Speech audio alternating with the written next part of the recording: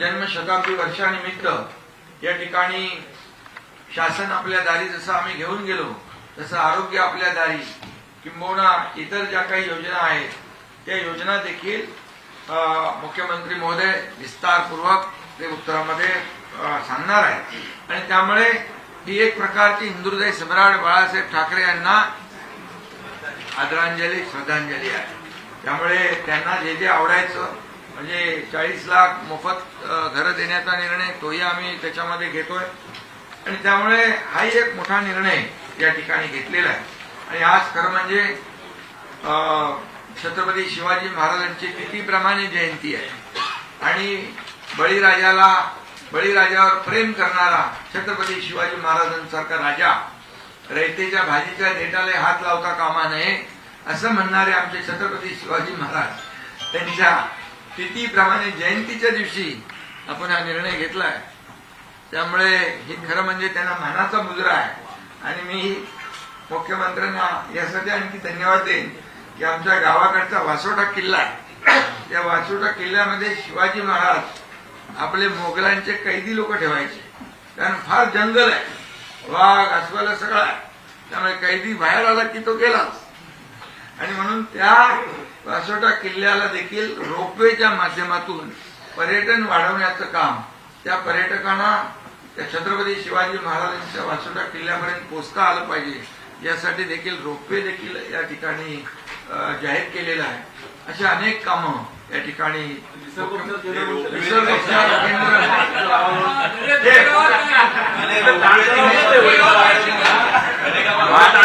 मी तर दरेक गावात जातोच, इतरांनी पण आलं पाहिजे। तुमचा पत्रकारांचा ताणतणाव कमी करण्यासाठी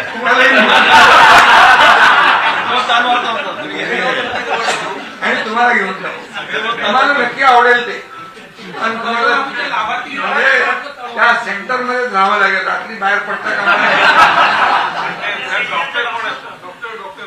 येईल ना ऑपरेशन। अरे बाबा माझा मुलगा डॉक्टर आहे, मी डॉक्टर नसलो तरी ऑपरेशन करतो, पण तुमचा कल्लार नाही म्हणा म्हणजे छोट मोठा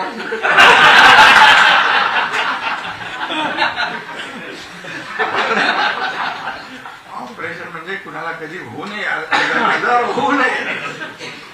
कोविड मध्ये नाही का आपण एक दुसऱ्याला मदत केली नाही का?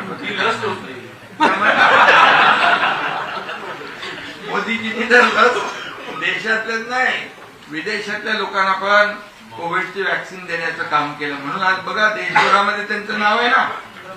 म्हणजे संकट काळामध्ये मोदीजीने ते करून दाखवलं आणि म्हणून संकट काळात महायुती सरकार बरोबर पोहोचतं, संकट कुठलंही असू द्या, आपत्ती असू द्या।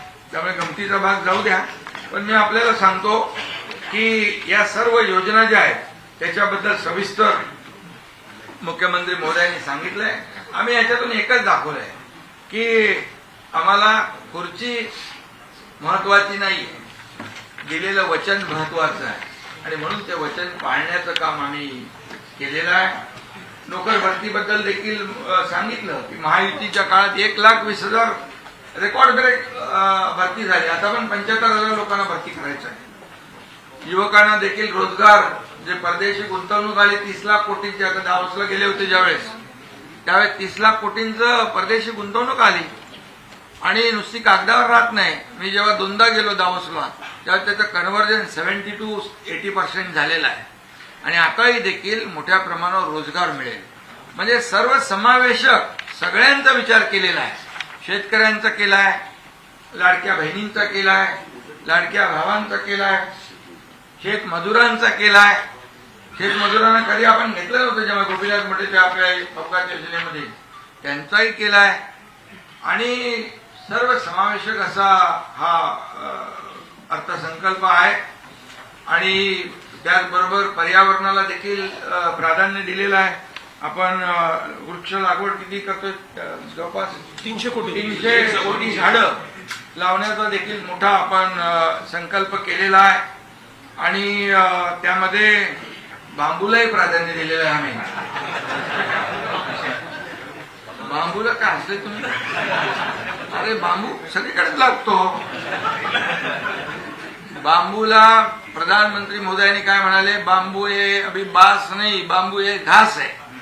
आणि म्हणून बांबूची लागवड महाराष्ट्रामध्ये मोठ्या प्रमाणावर कोणाला कुठे लावतं नंतर बघू आपण.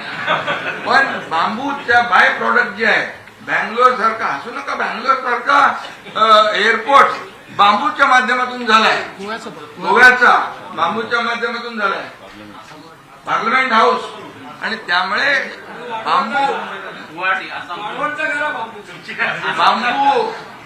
बांबू हा तुम्हाला सांगतो, गुवाहाटीला बांबू नाही लावलाय.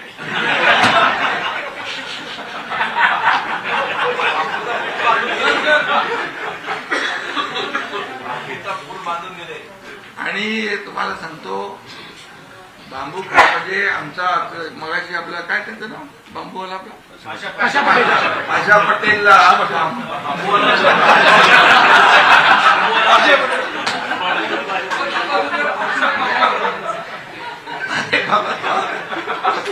अध्यक्ष केलं त्याला आपण. आणि त्यांनी बांबूचे बाय प्रॉडक्ट काय असतात हे आपल्याला भेट पण दिलेत, पत्रकारांना पण दिलेत. त्याच्यामध्ये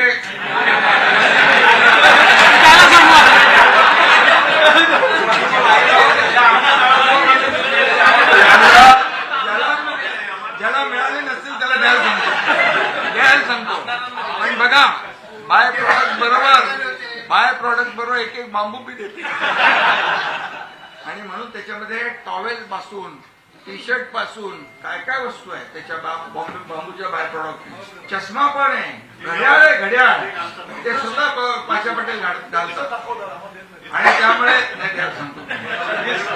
त्यामुळे त्यालाही प्राधान्य दिलेलं आहे. आणि पर्यावरणाला महत्व दिलेलं आहे या अर्थसंकल्पात. आणि किती बोजा पडणार आता आज घोषणा केली आहे, बोजा काय, आता बोजा आम्ही सहन करणारे लोक आहोत. म्हणून तर लाडकी बहीण योजना पण आता सुरू आहे ना, त्याचं सगळं जे बोललोय ते करणार. आणि म्हणून आपल्याला मी सांगतो, अतिशय मी आता आणखी जास्त काय बोलत नाही आपण. आणि हे सगळं करताना आपल्याला नियमात बसून सगळं केलेलं आहे. तो आपला भांडवली खर्चही वाढवला, पण राजकोषीय तूट मगाशी मुख्यमंत्र्यांनी सांगितलं की स्थूल राज्य उत्पन्नाच्या 3% कमी ठेवण्यामध्ये यश मिळालेलं आहे, 2.60 आहे. आणि राज्याची महसुली तूट ही स्थूल राज्य उत्पन्नाच्या 1% कमी ठेवलेली आहे. आणि कर्ज 25% कमी ठेवलेलं आहे. 25% कर्ज काढण्याचे मुभा आहे, पण 18.5% आहे.